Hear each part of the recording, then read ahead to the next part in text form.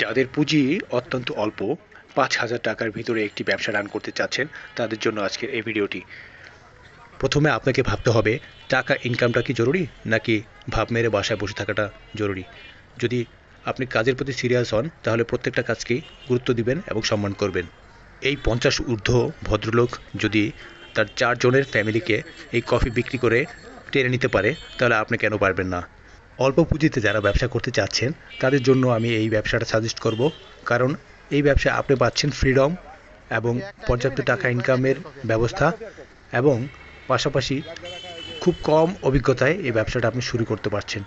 ধন্যবাদ। কারো যদি ভিডিওটা ভালো লাগে, সাবস্ক্রাইব করবেন এবং পরবর্তী ভিডিওর জন্য অপেক্ষা করবেন।